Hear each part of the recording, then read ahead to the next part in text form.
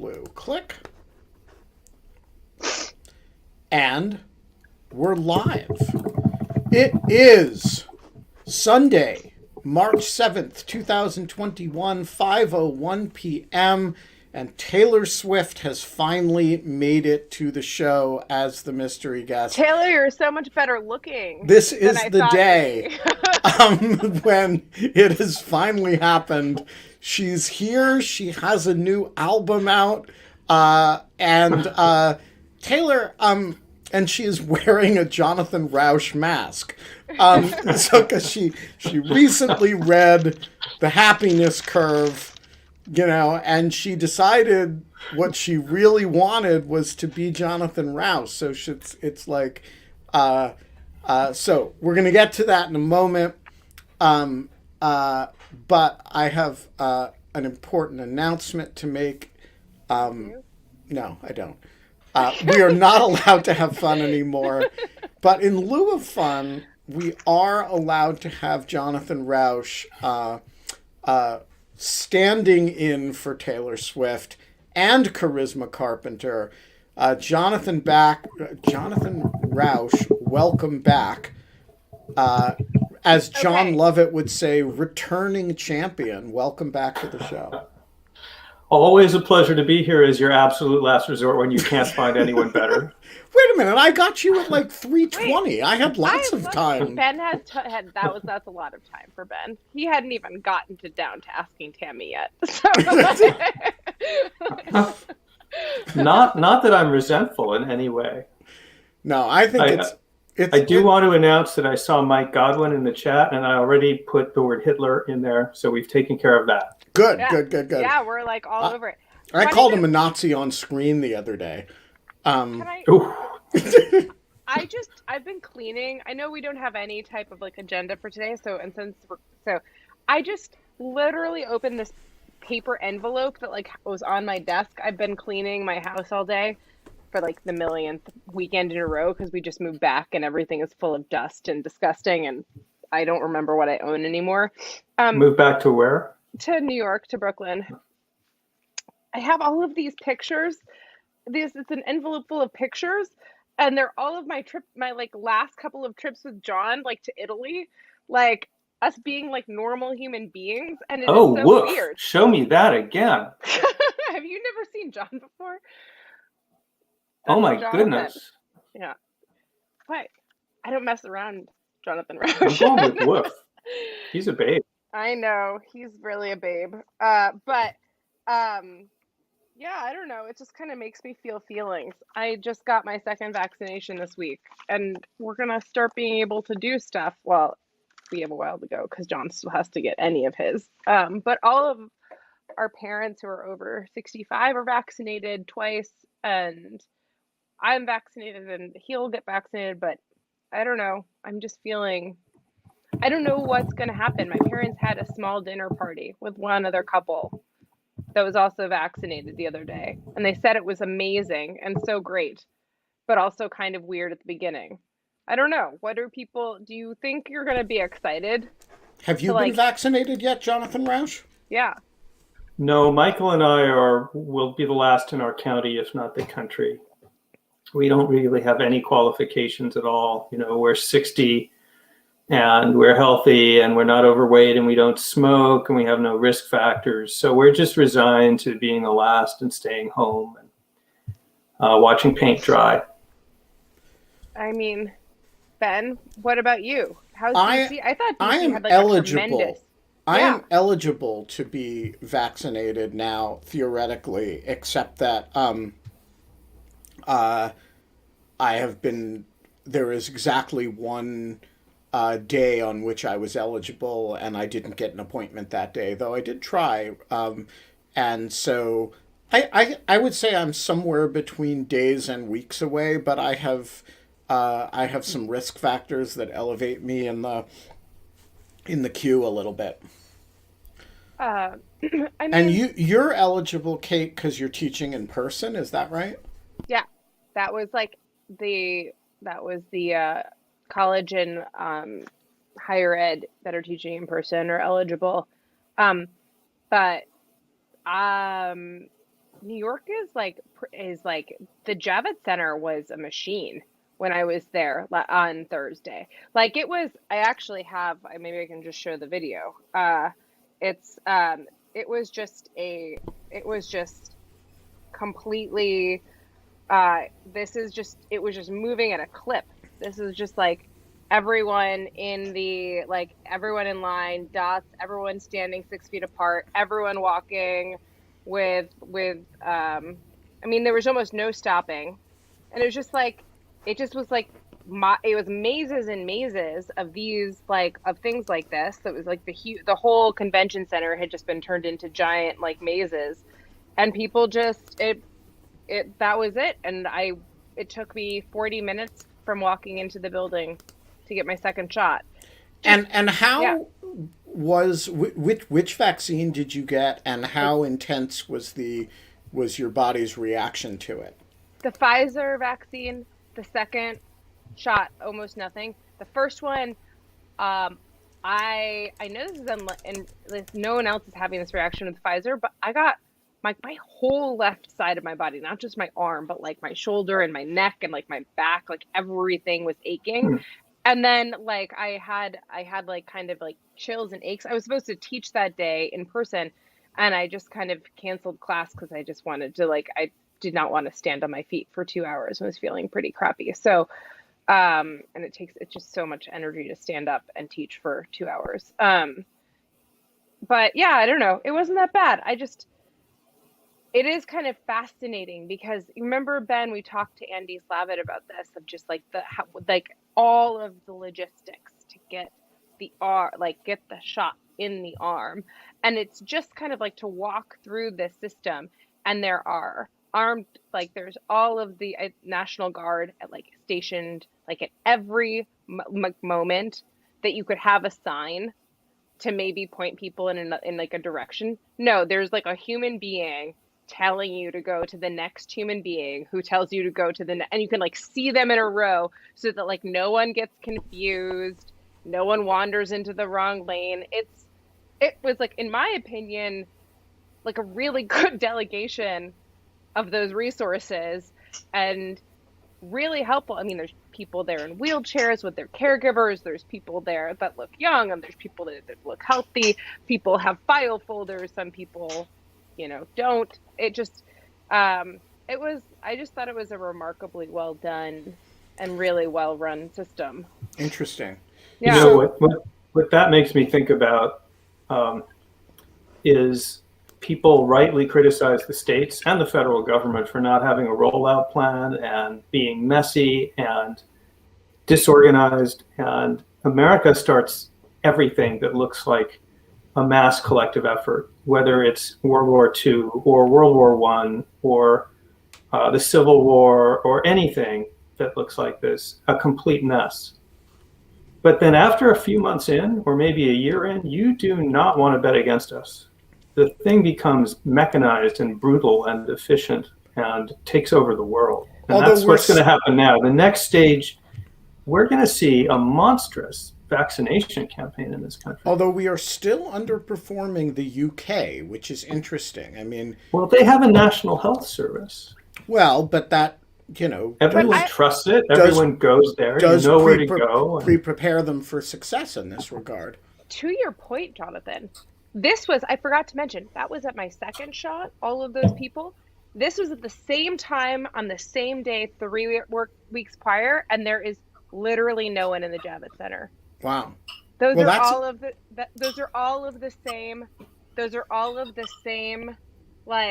open lanes and taped off areas, and they're not even being used because there's no one there to fill the thing. This was the very empty pre-screening area that was this is a very empty pre-screening area to basically run your insurance and check your eligibility and get you all squared away before you go and get the shot at the next thing.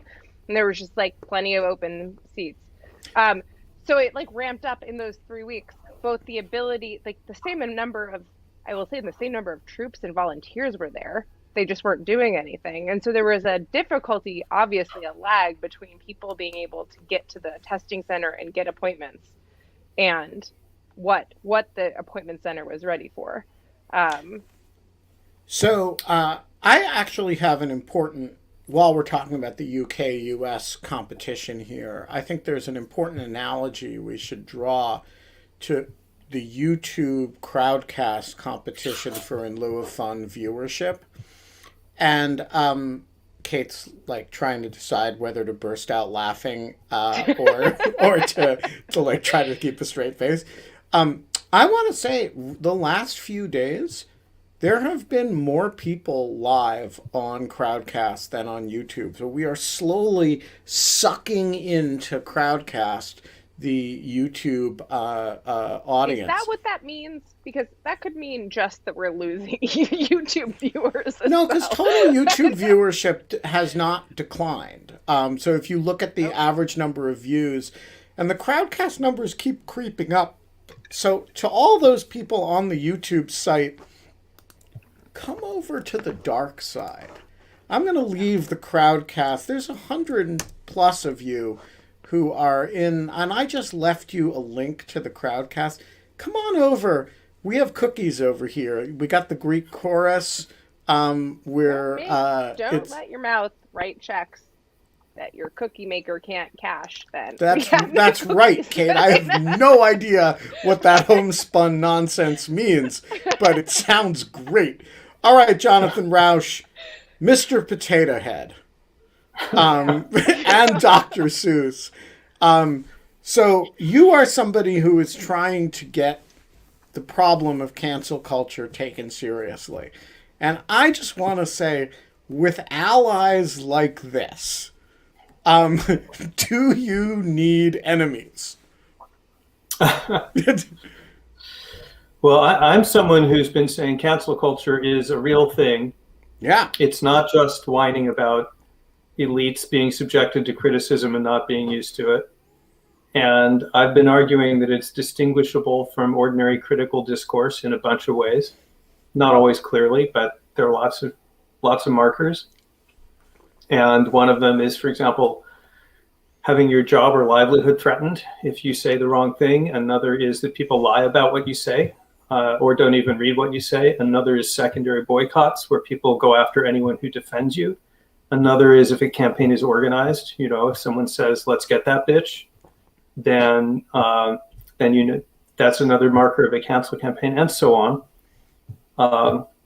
And so yeah, Mr. Potato Head, I don't know that much about. I'm concerned about the Don McNeil case. I don't like the way that happened as much because what it tells us about what it Did you read affirms. his entire Medium post? I read his entire Medium post, and it was No, fucking long.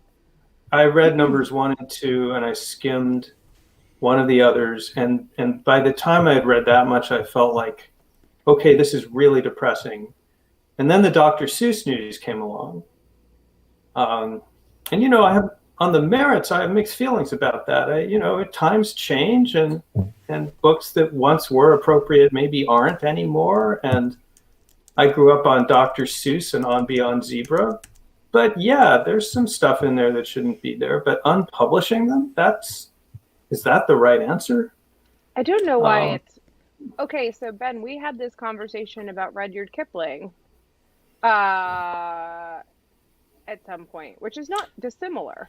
Yeah, And so I think Rudyard Kipling is a genuinely complicated case because, he was an actual, not just an actual racist, but a sort of theoretician and exemplar of imperialism, and he wrote the greatest children's literature ever written, which is in spots inflected by the racism, but mostly not. And so it's actually a Kipling is a serious problem, and one that I actually had to deal with my own kids. Like, do you read none of the stories, all of the stories, some of the stories? how do you do it? Seuss seems to me a much easier case, which is there are a discrete group of.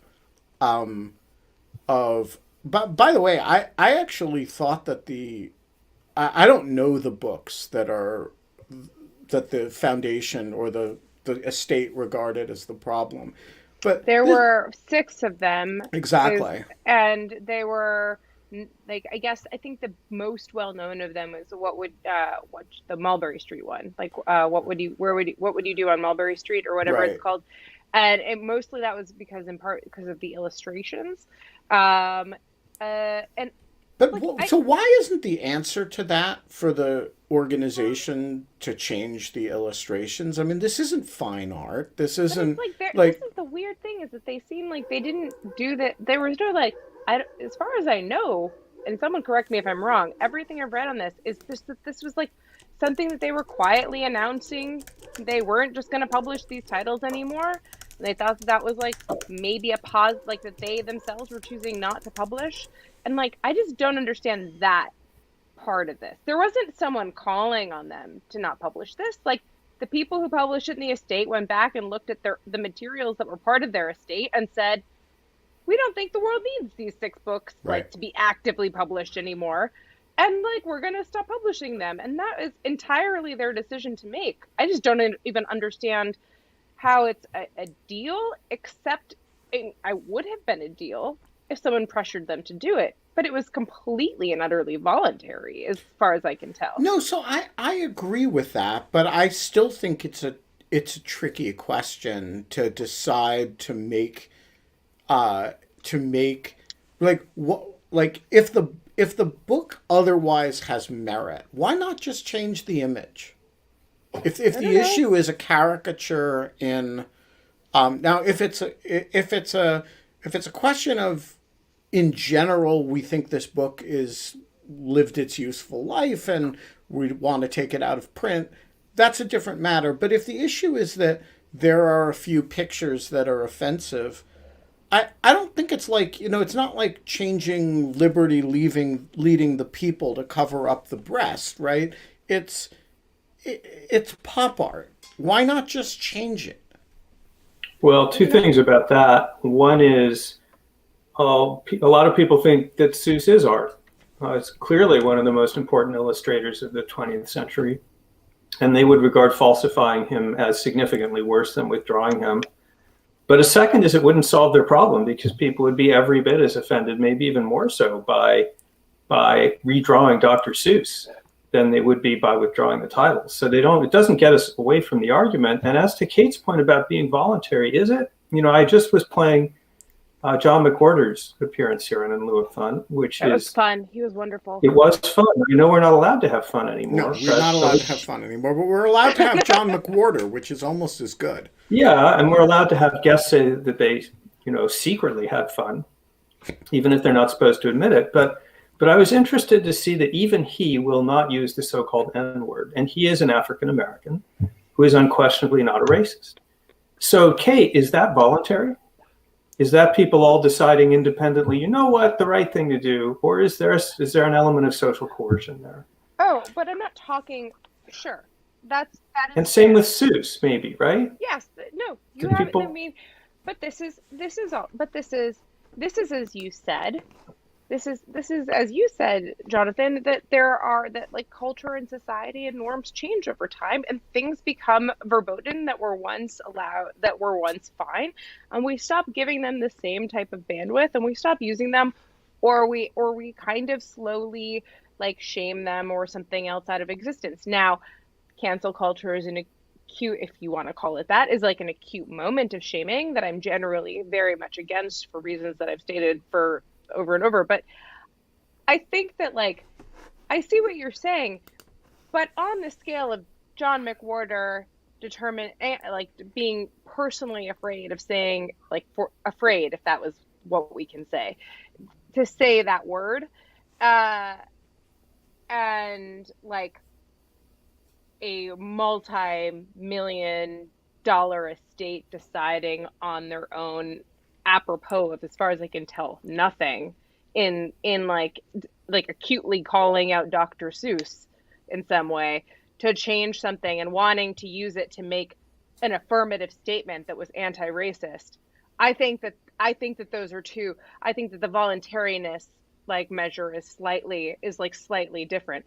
I would say that in your McWhorter example, perhaps you were correct, but in like I don't think that that's the same thing as like I think that actually the Seuss example is an example of society kind of working exactly as you describe it, of like, okay, people decide that this isn't like what they want to see anymore or what they want to promote. Um, and they make that, and they think that that would be better for business ultimately for them in any type of way. If that's like, if it is all about capitalism in some type of, as people are saying in the chat and other types of things. Does does it matter to you, Jonathan, if they were making money? So like people take books out of publishers take books out of circulation because they're not selling all the time without controversy. I should know I've written 6 or 8 books that have been taken out of circulation because they're no longer selling. In my case, because they never were. Um, but and you don't have to have racist images. And by the way, for those of you who missed it, Toy Tanks shared a link in the chat with a bunch of the images in them, and particularly with respect to Asian, but also Tartars and sort of Iranian or sort of steppe peoples. There's some just sort of genuinely caricaturish racist imagery there. Like, if they're does it make a difference to you, Jonathan, if they're like if there's a reasonable business judgment, hey, this isn't like people aren't buying these, and maybe the reason is that some of the imagery is kind of offensive. Um, what do we think? Everything matters to me, Ben. This is why these, for me at least, I'm a raging moderate, but for me at least, these decisions are hard. I'm sure, Kate, I think you're right. I have no reason to doubt that the Seuss Foundation or whatever they're called just generally thought they were doing the right thing. They looked at these books and they said, we don't really feel these are right for our time anymore. We don't need to publish them. It's totally fine with me if business considerations came in. If they had a conversation saying, look, these books barely sell anyway, but we can't do this with Cat in the Hat, or Green Eggs and Ham, or Horton Hears a Who. So we're not going to do it with those, but we can do it with these. And none of that strikes me as crazy or unreasonable. But it's injected into a climate where it's going to be the theme of CPAC, Right. Which it was. This is now the only thing Republicans have to talk about. Which brings us importantly to Mr. Potato Head, which strikes me as sweet Jesus, as which is also the most boring fucking toy, anyways. Well, if you're getting people potato heads. Hang on. I never had one. When I was 1, Mr. Potato Head was already stupid. No, Mr. Potato Head is awesome, and he is male, and there is, it is just outrageous that left-wing liberals want to prohibit gendering of potatoes when there are obviously male potatoes and female potatoes, and the female potatoes have big lips and look like they're kissing you, and the male potatoes have mustaches, and everyone knows this, and it is just the left-wing media's efforts to inscribe on our hearts the absence of gender that causes us to not see gender in potatoes anymore. Well, I have to agree with you. Potatoes come in male and female, and we shouldn't deny that. All right. We've covered potatoes. We're done. We're done. We like, and from now on, I will never look at a latke the same way. All right. Yeah, because no, that's Mr. Latka to you. Because if you were Jewish, you would know that the latke is only made from male potatoes, and that's why the word latke is masculine. And in fact, that reflects the gender of the potato in question. Can I have a moment? Are they circumcised male potatoes? You have no idea, Jonathan. We can certainly try to find out. I mean, I would say that like this reminds me of like my gender studies class when I was in college, and where people were like all architecture is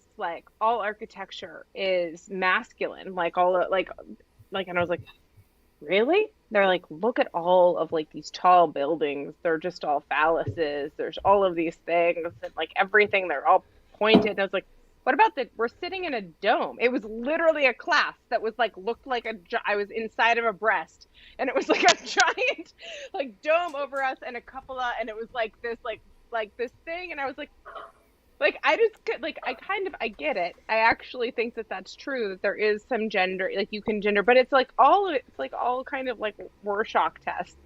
It's kind of like whatever you want to see in it.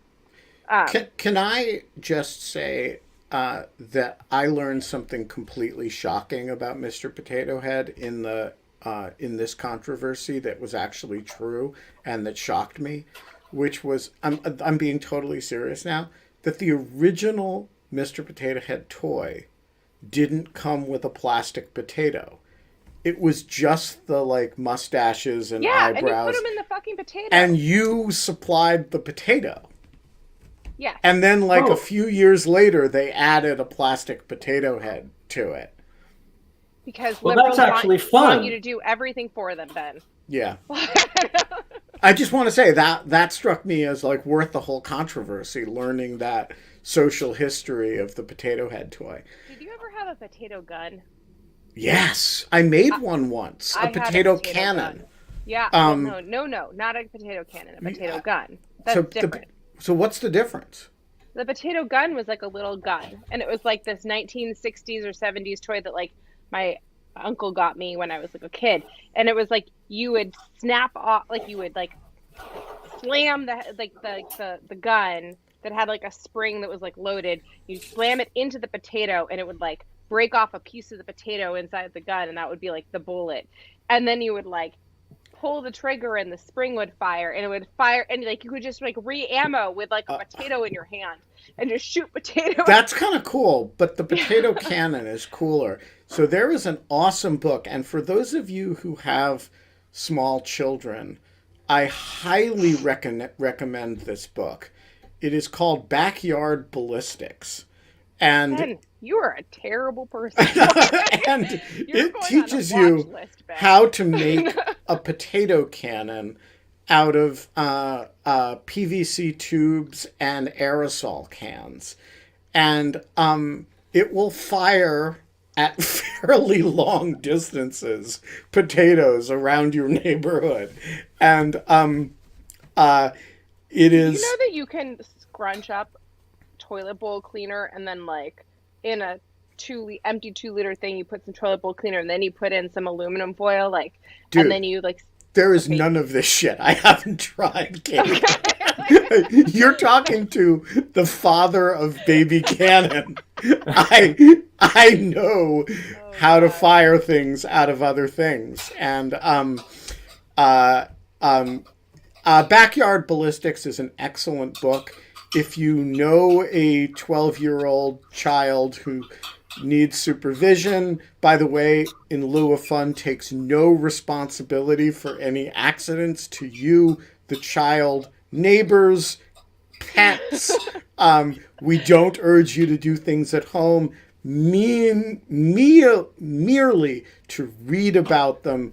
But the potato cannon is one of the great things available. What about Mike Pesca, Mr. I would just point out before we go to Pesca, I've never heard a Pesca podcast, so I don't know. But I just wanted to point out that Walton put in something highly disturbing in the chat. a bit earlier, which is that potatoes have both body parts, They and do. They do. I and know this they because I just they grew them. have they reproduce by having sex with themselves, and that Oh. strikes me as probably illegal And in many certainly why states. conservatives are upset at Certainly them. scandalous. If not Yeah. illegal, it should Um, be. I want to say something on the subject of gender because I've been thinking about it a fair amount. We can talk about Mike Pesca if that's a better thing to talk about. Um, but I just want to say I'm in a time of strange transition in my attitude toward gender. I'm a gay man born in 1960, and my generation and the generation before and part of the generation after was basically on a campaign to validate ourselves as men because we were seen as effeminate or asexual, not real men. And I grew up obsessed with my masculinity because I was so bad at doing all the masculine things. And that made me feel weak. So what we did in gay culture, the leather, the masculinity, the muscles, all of that, this was all about proving masculinity to the world. And we really fought for that. And there are some gay men who look at aspects of the trans movement and feel like they're trying to take this from us. They're trying to eliminate homosexuality as a category because they're trying to eliminate men as a category and women as a category. And I get that. And I'm finding, strangely, it bothers me less and less because I'm starting to realize how much work it is to be masculine and feminine. And I'm starting to think, maybe it's just not worth the trouble. Like, why bother with it? Maybe I don't. Maybe having worked so hard to establish my masculinity, I think maybe I'm starting to feel like, okay, I'm kind of done with that. Maybe I don't really need that anymore. Jonathan Rauch, let's do some therapy. But no, I say that like I have such like an interesting and similar, like, I grew up in this bastion, I think I've told you before, of like first wave and second wave feminism in Rochester, New York. It was like drilled into me growing up, Susan B. Anthony, and these women that fought for women's rights to own property, women's rights to vote, women's rights to do things. That being said, I like, and then like my like sexuality like later became a part of it for me in my life. But generally speaking, gender roles never were completely natural to me, but there was like this nice, neat gender role that kind of fit for me growing up, which was like the tomboy, even though that it wasn't like perfect, but like people could understand who I was because there was that word. Does that kind of make sense? And so like, and like, because I felt like there was that, and I also felt like I was represented in literature and in movies and in things. There were a lot of like, I felt like there were a fair amount of like kind of tomboy-esque characters that were kind of in literature. But because I was raised kind of historically with this like women's rights mentality, I identified very strongly as a woman, even though I did not have like ever a lot of like the traditional desire to express my femininity in all of these various types of ways, and in fact like really didn't like it. And I'm not like, I also wasn't like my mom will tell some stories about me trying to get me to put on some like patent leather Mary Janes. There's like a story apparently that I like threw a complete and absolute fit and like ran around the house. But like, I just think that this is like an interesting thing because I have also been having a hard time. I had a number of friends transition from masculine identifying or male identifying to female identifying, and then expect and want, and then kind of took up the mantle of womanhood. And I was like, I found it jarring a little bit. And I also kind of was like, oh, like, this is a very, I supported them entirely. I didn't care about like pronouns, and I thought that this was like great for them personally. But it was like very weird for me that I was like, well, you've just spent like a lot of your life identifying in one particular way, even if you were misidentifying. Um, does that mean that that doesn't mean that you had the same lived experience as me? And then it just kind of occurred to me that we all have incredibly different lived experiences that have nothing to do with like anything in any of these labels or terms. I've always found and I say this partly as the parent of a trans child, but also as the as somebody who's uh, I just have never understood what the big deal was. You know, when you listen to the Andrew Sullivans of the world or the J.K. Rowlings of the world, it sounds like it genuinely threatens them. Like, J.K. Rowling sounds like she's actually, like, she has a dog in the fight of whether some Well, trans because they girl. do. Well, They think that they, and this is why I mentioned the historic significance of womanhood. It doesn't make sense. I Like mean, if you're like it doesn't make sense if you fought for your gender, like, or whatever you're going to call it, sex, gender, all of this time to cede ground to, and this is how they see it, like two men who decide to be women. oh, but And it's like, I mean, right. I Believe that understand what that happened. is genuinely heartfelt on the people in question, on the part of the people, but it's also kind of nuts Yes. because it's objectively not what's happening.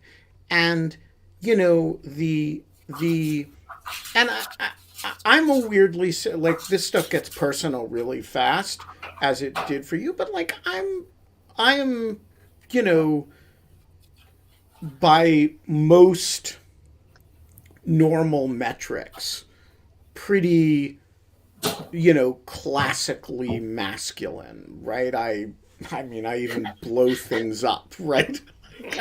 um, and You put potatoes in cannons and I fire put them potatoes, all over like, the I neighborhood. know the backyard ballistics books, and You like um, write I threatening do letters martial to like arts, and you president of know, Russia. Yeah. yeah, and I challenge the president of Russia to fights.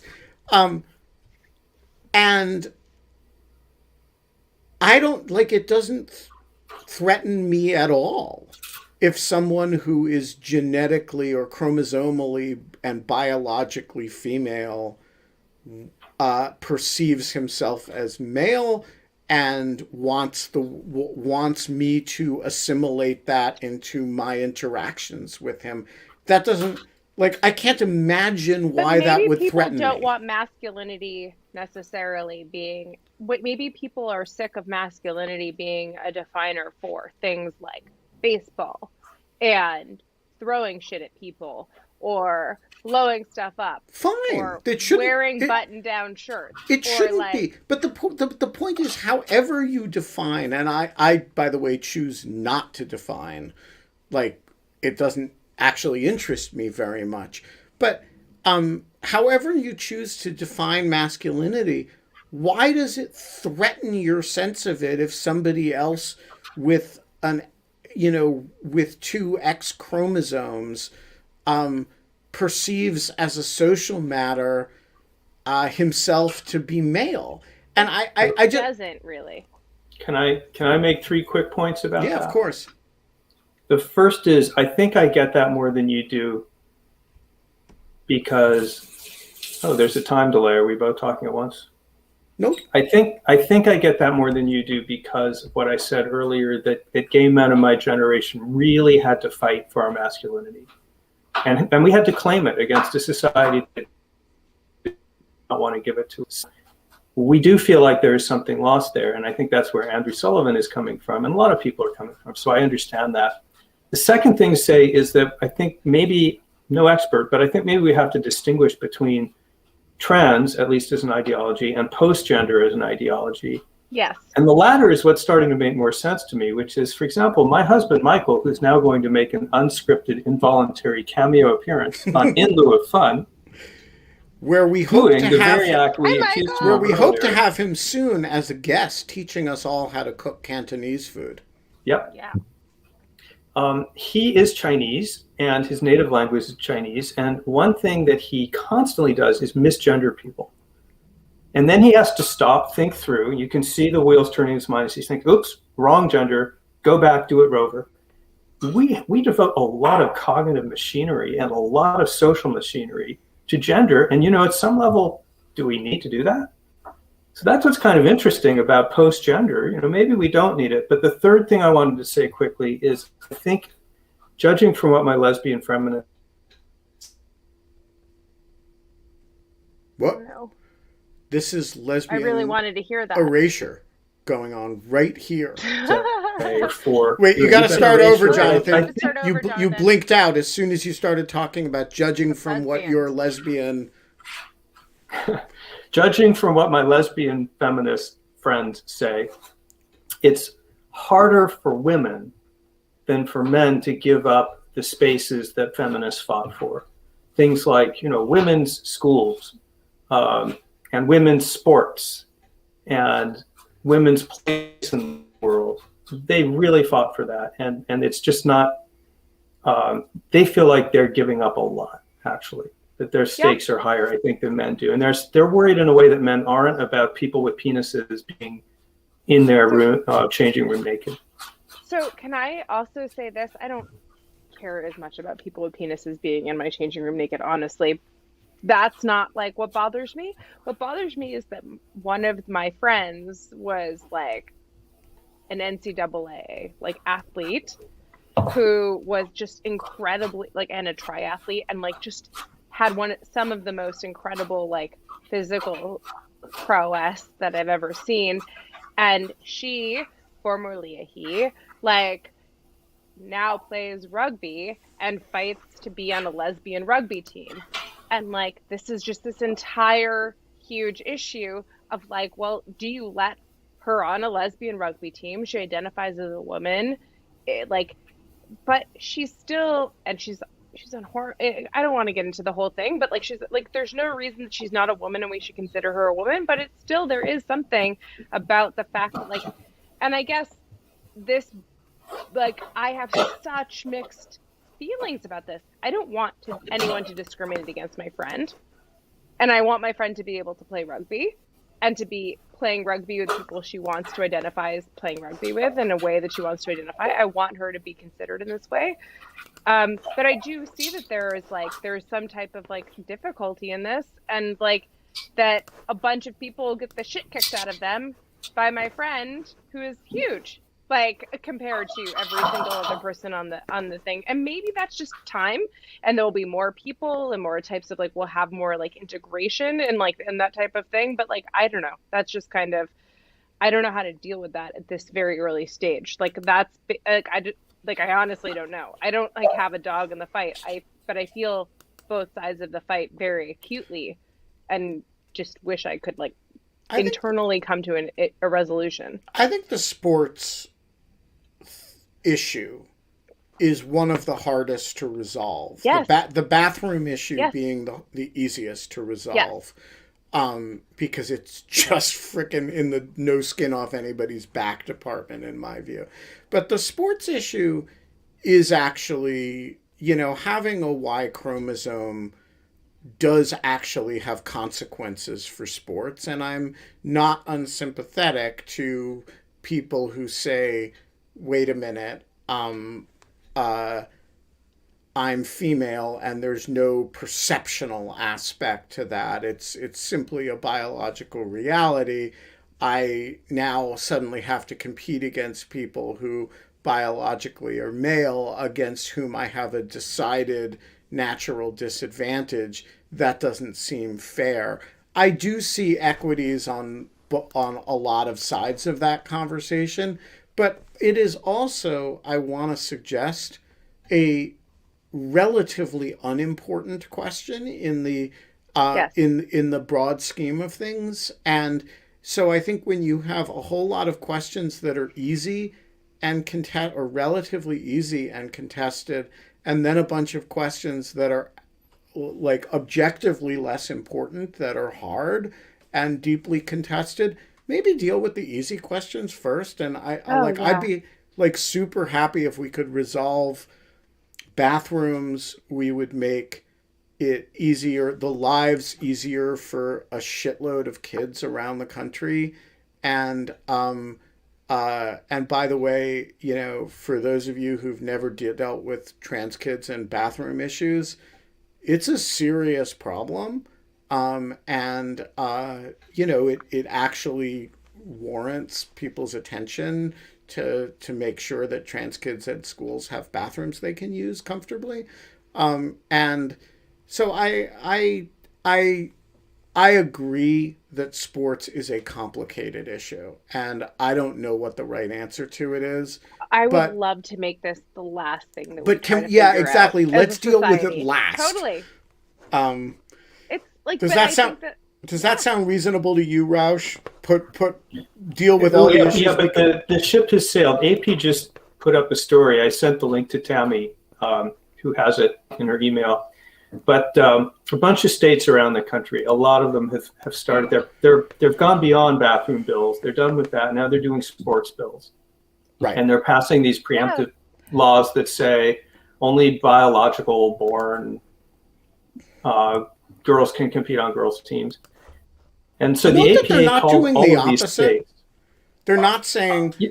that trans guys can't compete with men, because they don't. Yeah, well, They don't there's- actually. They don't actually mind if people lose. They only mind if people win. So, Yeah, that's so such the a great AP, point. the AP's had a reporter call up these states and the sponsor of these bills and said, "Do you know of any actual incidents in your states of No, it boys, does. of trans not. boy, of trans girls playing in sports? Has this problem arisen?" And they all said no, it hadn't. But so this ship has sailed. This is the next big issue, and it doesn't matter if it's an actual problem in the actual state. All right. I mean, but I would like it if, like, it would be nice if people supported people generally, and then we got into the game of, no pun intended. Yeah, it of, would. And Ben trying, said something important just now, which a lot of people won't say, which is that sports is a hard problem. There are people on both sides of the issue who are unwilling to concede that sports is a hard problem. So I'm glad you said that, because it is a hard problem. It's a genuinely hard problem, and I don't know what to say to. It literally puts physicality directly into play. The kid who, now maybe what you should say. Look, I'm open to this. That the kid who today wants to compete on a boys' team, or in a track and field event as a boy, and 15 years ago is the butchest lesbian in the high school or college, and has no play, has no very limited social space, but is clearly different then, and nobody is being asked to accommodate the distance. Now the difference. Now that person has an identity, which is that the person perceives himself as male and wants the world to accommodate that, and so our understanding of, or I'm sorry, this is the opposite. The biological male who is who is female, Biological male. Yes. and wants a place. And the answer is we should just expand our understanding of what it means to be female to include to include this group of people who we always had a kind of stigmatized other understanding of, and it's really that simple. My only point is I am perfectly willing to have the conversation on the basis that, hey, that may be a little bit asking a lot of the girl who is 15, has worked her ass off for the last 5 years to run as fast as she possibly can, and she's just not going to be able to run as fast as a 6 foot tall person with a Y chromosome. Did you know that Serena Williams, and this is absolutely astounding to me, I was recently told this, and it was I should look up the statistics for it before I say, well, Yeah, I'm not gonna say it until but I just was looking up. It turns out that a lot of professional female players could not beat some of the male of female players, or actually would maybe not beat male players in the Billie Jean King type of scenario that was originally imagined. And I find that to be shocking and untestable, but or it's testable, but we don't test it, and I but I think it goes back to this really fascinating moment of sports being this crucible for a lot of these issues. Yeah, I mean, I would just say leave issues of physical contest other than sexual assault, right? Other than those that implicate physical safety. Mm-hmm. Leave all of those issues to the end. Let's resolve everything we can resolve on other bases. Let's deal with those because those involve 95 to 99% of the happiness issues and the misery issues that people are dealing with on a day-to-day basis. And then, the kids who genuinely push the line on the physical side, sports. There are a few other issues that raise those issues. Deal with later, is my view. Richard Wattenbarger, the floor is yours. Hello. Hello. So, Jonathan, Beatles or Stones? No, wait a minute. One of the things I find very refreshing when I hear you on here is that you tend to be very heterodox in your public stands, or you tend to be heterodox. I don't know that you need the adverb there. But I'm wondering how that you're able to do this in an age in which polarization militates so strongly against heterodoxy. And I guess I would add to that, is this something that you could you have been as heterodox, say, when you were in your 30s, when when you're just getting started out? What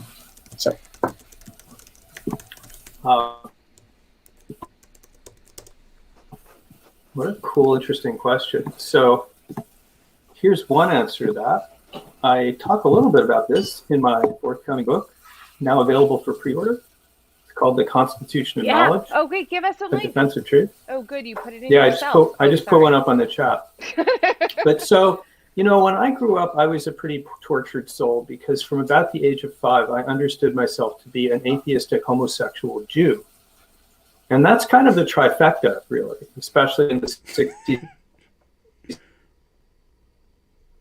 and 70s, which are a very different world. If you had to rank and I tried to change all of those. I can. In fact, I jumble them every time I say it on principle, just to make sure no one of them takes priority. But they're all constitutive elements. I tried to believe in God at one point. I couldn't. But I knew I was culturally Jewish. I grew up around one of our best family friends down the block was a Holocaust survivor. I knew those were my people, and it was not a popular people. And of course, I was desperate to stop fantasizing about boys and men starting from age 5, and I couldn't suppress that either. And it was a very hard way to grow up. But now, today, at age of almost 61, in 2021, it's a gift because I was born canceled. And the great thing about being born canceled is you don't really give a shit. I mean, you have to care about some things. I'd be very upset if, I mistakenly said the N word, or I used it in a discussion about examples of hate speech, and the world came down on my head and fired me. That would be very upsetting and hurtful, but I know I could deal with it. There's wonderful freedom in being born canceled, which is you kind of take for granted that no one's going to agree with you, and you don't really care. There's a little bit of psychological armor there. What do you mean by you grew up being canceled? Do you mean you grew up being invisible? I mean, my. That's different. What's different? It's different to grow up being invisible than to have something and have it taken away. I just felt like in 3 different dimensions, I was not part of polite society. I felt I was a pariah in some ways. Obviously, there's a Jewish community, but Jews are very aware that Hitler is coming again sooner or later, or something like Hitler. And so, Are you pandering to Mike Godwin, Jonathan? I always pander to Mike Godwin. It wasn't enough to say it in the chat. But, you know, cancellation is an attempt to manipulate people so they're isolated and intimidated, and they feel no one is like them, and they don't dare to speak out. That was certainly true of gay people. It was true until recently of atheists, who were considered less electable for president than homosexuals. And Jews were not repressed in quite the same way. But, you know, we did understand that we were not popular in the world. So I guess that's what I mean. Yeah. So Alice, who has joined us to ask her question, taught me the other day the most astonishing term that fits right into this. So I am going to ask her, if she feels like it, to introduce the audience to this term. I have mentioned this term to about 10 people since our conversation, none of whom had heard it. And so I'm very curious what this is. Yeah. I think you're talking about the term swamp Yankee. I am indeed. Okay. It's like waspy people, but more flinty and like less wealthy, I guess. I'm not sure exactly how this is related to the conversation. It just sounds like someone who lives in DC. No. It's like somebody who lives in Rhode Island. It's particularly Rhode Island centric. Man, and I love Rhode Island. Don't hit on Rhode Island, no, Alice. I'm not. I found it relevant. I did not know that this was a word that people used, and I thought it was interesting. Yeah. There's a Swamp Yankee festival in Rhode Island every year. Excellent. Yeah. Your mileage may vary. Yeah. Your question, Alice. Yes. So my question is, I'm interested in, when people are against cancel culture, I'm interested in exploring like what they think are good alternatives, like Kate was saying earlier, of kind of like letting these things go. So I wanted to propose 3 different things. So two are related to, I think, the Tom and Jerry cartoons. Sometimes they're changed so that a like stereotypical black housemaid character is white. And then sometimes they're prefaced with like a sort of like either a description of like race, of like how this is racist and we don't agree with this, but to take it down would be to pretend it didn't happen when it did. Or, you know, sort of a discussion of these tropes and how they're not correct. So I'm wondering if either, I think you probably won't like the first case of that, but I was wondering if the second case is like a good outcome for you. And then something I'm interested in is that I feel like one of the biggest problems of cancel culture is like the fact that people are sort of looking for like a slipping of the mask in like everything you've ever written, as opposed to saying like, who is this person on a whole? So I'm wondering if there's a chance that we can kind of, there was a time I think when like any like alcohol use on social media was seen as like, you know, a putting your job at risk. And I think as time has gone on, maybe it's a generational thing. Yeah. Well, that's everyone when applying to colleges, everyone in high school like immediately changed their name. So on Facebook.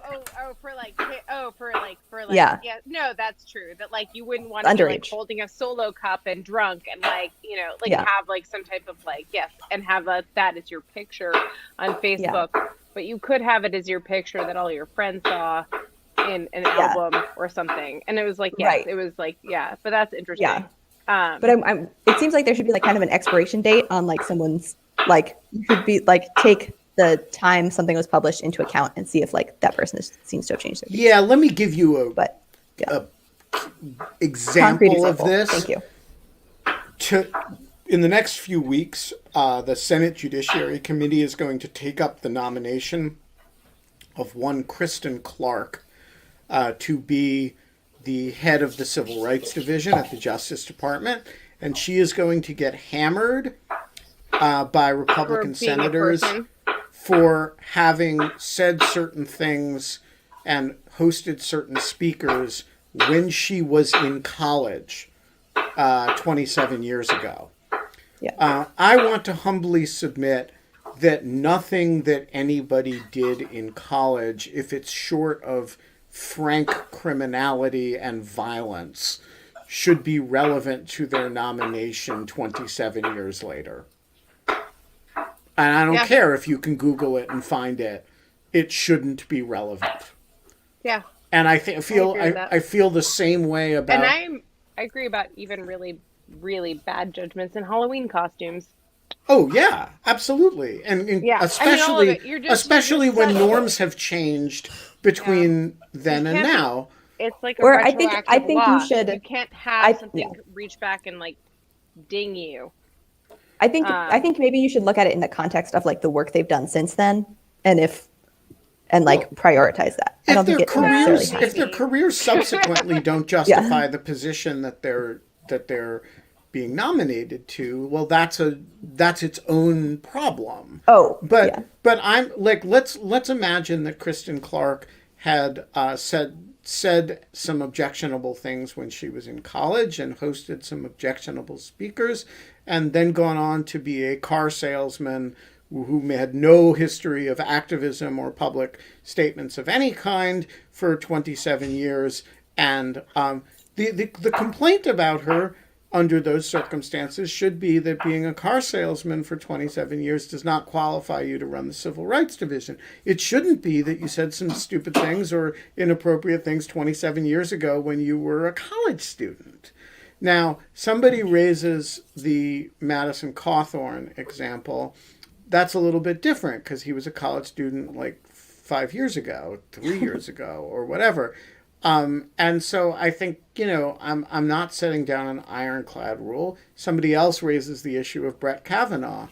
Brett Kavanaugh is that different. That wasn't about something he said. It was about something he did. And it was about like a pretty egregious act. Although I would say, what made... I think if you were just asking the question, should something that happened assume the truth of the allegations when he was underage, 40 years ago or whatever, preclude a nomination now? That's a super hard question. What made the Brett Kavanaugh case easy was that he was lying about it now. And he was, and his reaction, I thought, and his reaction, and so I think and by the way, if you don't believe he was lying about it now, then I think the question gets hard. Now, I happen to think it was what he was saying was self-evidently untrue, but if not about Christine Blasey Ford's allegations, certainly about what was in that yearbook, right? He was not playing it straight. And I do think he gets to be held accountable for that now. But I'm talking about something that somebody said or believed then. Kristen does not say, and I stand by every word that I wrote, right? She doesn't say it was damn right of us to bring that speaker from Wellesley College who, said those terrible things about Jews. But she didn't say any of that. She said like it was something I did a long time ago. I wouldn't do it now. I just don't understand why that's not the end of it. And I feel the same way about a lot of social media stuff. Well, I do think that the reason for that then is that like the very hint of controversy seems to be like, I don't know. It is. I will say that part is exhausting. I just recently, Jonathan, I actually wanted to give your name to somebody recently because I was doing a consultation on a documentary that's happening about online shaming. And and people were talking about basically like this idea, and like you can feel the entire liberal center of like these people. I'm not going to say who it is or what it was or like anything about it, but like they're just kind of like, well, it seems to me that there is like this entire movement towards like we thought that we would start off this thing and people deserve to be shamed. And then, like, basically, as we interviewed people, we became very sympathetic to them and realized how much more complicated all of these issues were than how we originally imagined.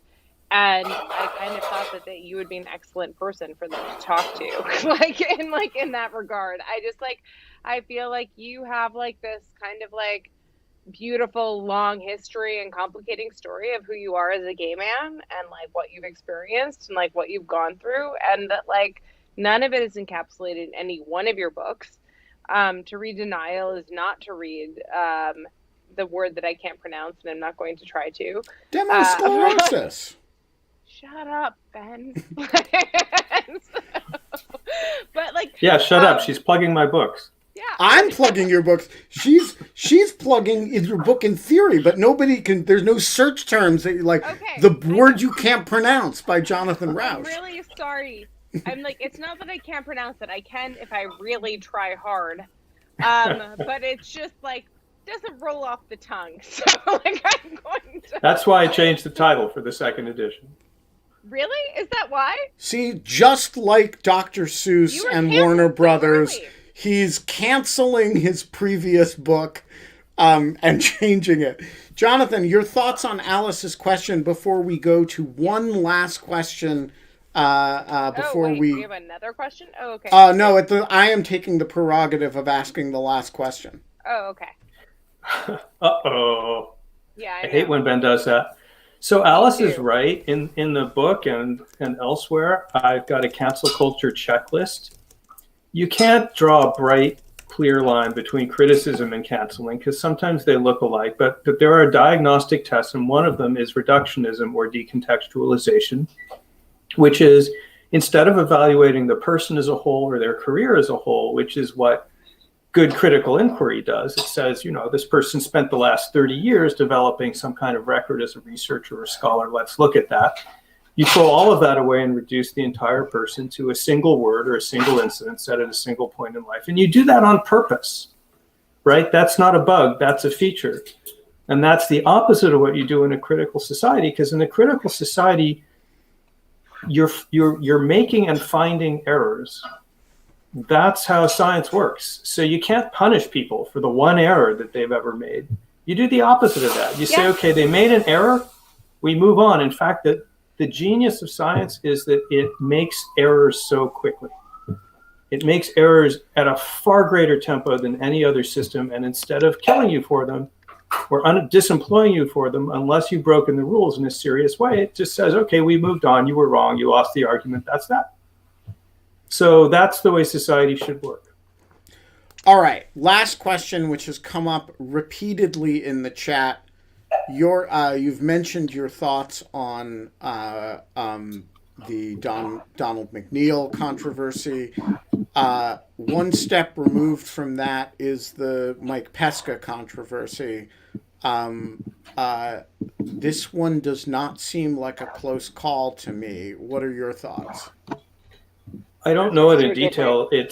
If I understand it, the sole crime that this person committed was using what we now call the N-word as a way to demonstrate hate speech. Is that right? In the context of reporting on controversies over the use of the word. Yeah, and it just seems to me obvious that no one should be fired for using that word illustratively when it's relevant. If you get Eugene Volokh on the show, he'll tell you he got in trouble for using that word, teaching law cases about the use of that word. Yeah, which we're doing tomorrow, actually. Eugene, I actually was about to say that. Volokh is coming on the show tomorrow.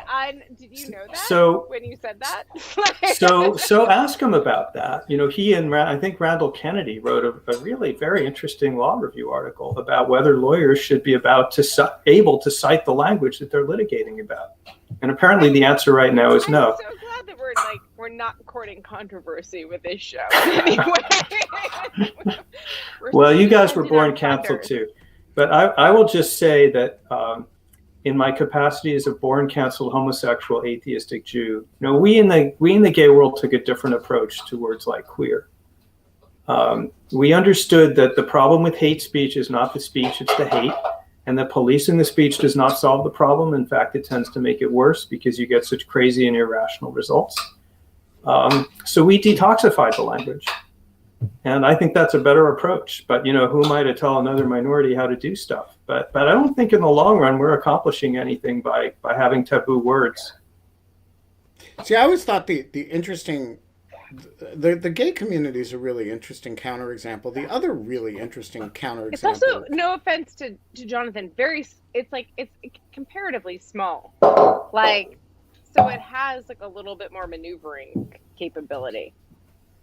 I always thought the other interesting counterexample is the word Jew, because in the Jewish community, the main slur, the word kike exists, but the main word, the main derogatory word for Jew is Jew, and it is used both as the ultimate slur, as in "get out of here, Jew," or the Nazi term for cleaning an area of Jews was Judenrein, free of Jews, clean of Jews. And the word itself was its own slur, and it's also the word the community uses to describe itself on a routine basis. And I've always wondered why it is that having the separate slur. Yes, there are separate slurs. I get really uncomfortable when Jewish people turn to me and say, "Are you a Jew?" And I'm like, yeah, see, no, this is actually a really interesting thing. If you say to somebody, "Are you a Jew?" that's a pretty aggressive way to talk. If you say, if you want to be a little bit gentler, you say, "Are you Jewish?" Right? So when I was a kid in the 70s, I was sensitive to that, and I would have said I would prefer to say, "Call me Jewish, not a Jew." But you'll notice that earlier in our conversation, when I identified myself as born canceled, I identified myself as an atheistic homosexual Jew because I have come to embrace the term. It is an identity. It is a people. It has been a term of abuse, but I'm proud of it as a result of that, and I am going to friggin' use it. I just think it's I don't want to tell anybody how to deal with terms in their communities, but I do think it's a really interesting that, in the case of the gay community, you guys took the slurs and reincorporated them, or at least some of the slurs. In the case of the Jewish community, the slurs never really departed from the self-description to start with. It's an interesting. I also okay, so I would we can have this conversation at a later date because we're all way over time. But I'm just gonna say that we should have this conversation sometime because I think it's super interesting. I would like to know. John and I were just discussing if we had if and when we have kids, will we raise them Jewish? And we both were not raised Jewish, and we were in fact raised. He was raised Catholic. I was raised in a Protestant faith, but we both have Ashkenazi Jewish backgrounds that are part of our entire background and culture, and but not in a way that was demonstrative, but also not in a way that was ever prejudicial. It wasn't I was ever hidden from my Jewish background or anything else. There was nothing about my Jewish background that was bad, and so that was really how I felt. And so we're kind of well, would we go and raise them Jewish? And John was well, we don't believe in religion, so not really. But I'm but I don't want them to feel if someone turns to them and says, "Are you Jews?" they say no. But Kate, because you have to understand that you are living in the one country in the history of the world that somebody would say that about themselves. At the only time in the history of the world, too. Oh my God, that is such a profound thing to say. You're completely correct. Yes, if you are correct. The idea that that a certain taint of Judaism doesn't follow you a few generations after your family converts there's some of that. You know, Canada, Australia, the sort of immigrant societies have that, but this is really deeply different from other societies that Jews have lived in, and you know, the Nazis would have killed you. No, totally. I'm like very aware of that. I've been aware of that my whole life. But like, And the it's kind of Inquisition, by crazy. the way, had a really racial sense of Judaism too, despite its Catholicism. I'm still back on Kate's talking about raising kids. Do you have kids? Are you going to have kids? Did you just announce you're having kids? No, I didn't. But like, no, I'm like 35, 30. How old am I? 36. And like, you know, like we're like, I just got vaccinated. So I'm like, we're like talking about like finally starting to do this thing. And like, yeah, it might happen. I have no idea. I also kind of, both John and I have always wanted to adopt. We've always like believed in adoption. But like, either way, like I kind of like, I'm like, I kind of, I don't know. I just like, I'm curious about this. It's just like, I sincerely hope that like basically like my discussion of this is like interpreted in like the long term when people look back on this video as being about one of like basically like kind of really is super contemplative and like a preservation of culture and like, well, we should have, this is a longer conversation, but like it's like I think that there's a lot there. So Well, the Jewish mother in me is just going with, at the end of the show today, Kate Kalanick announced she's going to be a mother, muzzle tov.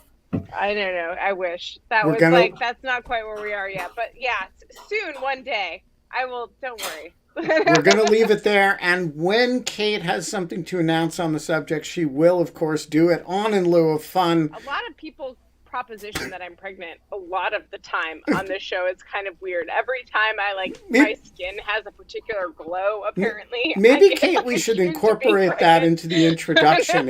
It's blank date, 5:02 p.m. Kate is still not pregnant, and, you know, we're not allowed to have fun anymore. All right, we're going to leave it there. Bye, everyone. It was great seeing you, John Roach. We have a mostly scheduled week. We're not going to go over the week to come because we're already 18 minutes over. But tomorrow is Eugene Volokh. And we have a bunch of other great guests scheduled this week. All of that will start 22 hours and 42 minutes from now. And until then, we don't have fun anymore. And we don't have pregnancy either. Thanks. We'll see you tomorrow.